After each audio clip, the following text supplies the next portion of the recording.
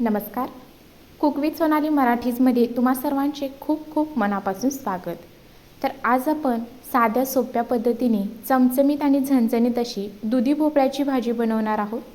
टिफिनसाठी म्हणाल तर अगदी परफेक्ट आणि झटपट तयार होणारी अशी ही रेसिपी आहे. अशाच छान छान रेसिपी पाहण्यासाठी चॅनलला अजून सबस्क्राईब केलं नसेल तर लगेचच चॅनलला सबस्क्राईब करा आणि बेल आयकॉनचे बटन दाबा. चला तर मग रेसिपीला सुरुवात करूया. इथे मी दुधी भोपळा घेतलेला आहे. पहा, मध्यम आकाराचा दुधी भोपळा घेतलेला आहे. तो सुरुवातीला आपण कट करून घेणार आहोत. तर याचे मी मधोमध असे 2 भाग करून घेते आणि त्यानंतर आपण पुढची प्रोसेस पाहायची आहे. इथं कट केल्यानंतर तुम्ही पाहू शकता अगदी थोडासाच हा जून झालेला आहे, जास्त नाही, फक्त छोट्या छोट्या बिया धरलेल्या आहेत त्याच्यामध्ये. तर आता ह्याचा जो टोकाकडचा भाग आहे तो काढून घेऊया आणि त्यानंतर आता आपण ह्याची जी वरची साल आहे ती या पद्धतीने काढून घ्यायची आहे. संपूर्ण साल इथं काढून घेतलेली आहे. पहा, आता आपण मधोमध कट करून घेऊया. मधोमध कट केल्यानंतर आता आपल्याला ह्याच्यातील थोड्याशा जो वरचा बियाचा भाग आहे तर तो काढून घ्यायचा आहे. या पद्धतीने कट केल्यानंतर असं चाकूच्या सहाय्याने वरील हा जो मध्यभागी कापूससारखा जो भाग असतो तर तो आपल्याला काढून घ्यायचा आहे. तर सेम पद्धतीने संपूर्ण इथे व्यवस्थित असं मधला जो भाग आहे तो काढून घेतलेला आहे. आता आपण भोपळा कट करून घेऊया. तर त्याच्यासाठी मी इथे छोटे छोटे भाग कट करून घेणार आहे. भोपळ्याची भाजी बनवताना जास्तही त्याचे पीस मोठे न ठेवता अगदी मीडियम साईजमध्ये हे कट करायचे आहेत. पहा, तर या पद्धतीने व्यवस्थित असा संपूर्ण रीतीने इथे आपण भोपळा जो आहे तो कट करून घेतलेला आहे. आता कट करून घेतलेला भोपळा 1-2 पाण्याने स्वच्छ धुवून घ्यायचा आहे. फोडणीसाठी कढई गरम करून घेतली, त्याच्यामध्ये घालायचं आहे तेल. तेल गरम झाल्यानंतर पाव चमचा घालायची आहे मोहरी. मोहरी तडतडायला लागली की घालायचं आहे जिरे. त्यानंतर टाकायचं आहे चिमूटभर हिंग, कढीपत्त्याची पाने. आता याच्यामध्ये एक मध्यम आकाराचा कांदा आडवा उभा असा बारीक कट करून घेतलेला आहे तर तो घालून घेऊया आणि सर्व फोडणी व्यवस्थित अशी परतून घ्यायची आहे. कांदा हलकासा तांबूस रंगावरती भाजून घेऊया. कांदा भाजला गेल्यानंतर आता याच्यामध्ये अर्धा चमचा आलं लसूण पेस्ट घातलेली आहे. आलं लसणाचा कच्चेपणा जाईपर्यंत आपल्याला ही फोडणीमध्ये परतून घ्यायची आहे. त्यानंतर याच्यामध्ये घालायचा आहे टोमॅटो. एक अर्धा टोमॅटो घेतलेला आहे, तोही छान बारीक कट करून घेतला आहे.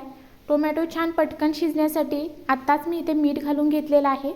टोमॅटो शिजल्यानंतर आता याच्यामध्ये चवीनुसार लाल तिखट, पाव चमचा हळद आणि अर्धा चमचा गरम मसाला घातलेला आहे. आता हे सर्व मसाले व्यवस्थित असे परतून घेऊया. तुम्हाला याच्यामध्ये जर कांदा लसूण मसाला वगैरे घालायचा असेल तर तोही तुम्ही ते ॲड करू शकता. सर्व मसाले परतून घेतल्यानंतर इथे मी पाव वाटी चणा डाळ भिजवून घेतली होती 1 तासभरासाठी, तर ती घातलेली आहे. सर्व डाळ व्यवस्थित अशी मिक्स करून झाल्यानंतर आता आपण ह्याच्यामध्ये थोडंसं पाणी घालणार आहोत.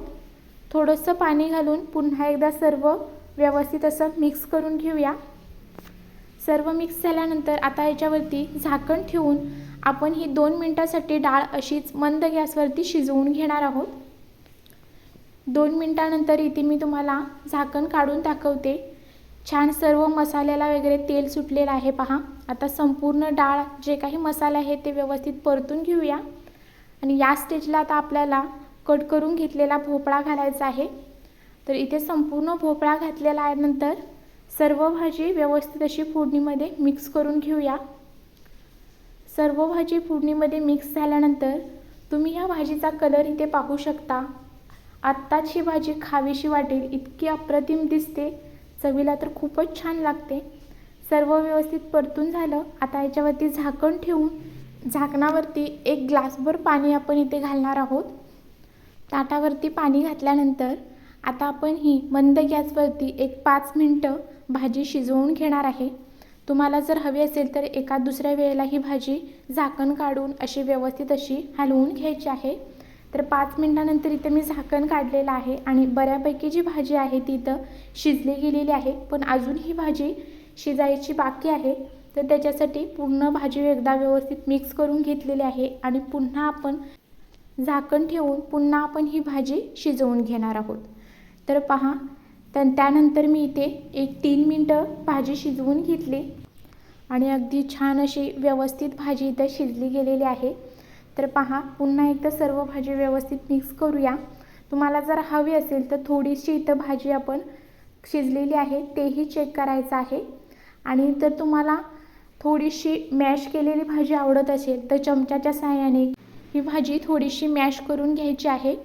आता तुम्हाला जर आवडत असेल तर ह्याच्यामध्ये या स्टेजला 1-2 चमचे शेंगदाण्याचं कूट घातला तरीही चालेल, पण इथे मी ते वापरलेलं नाही।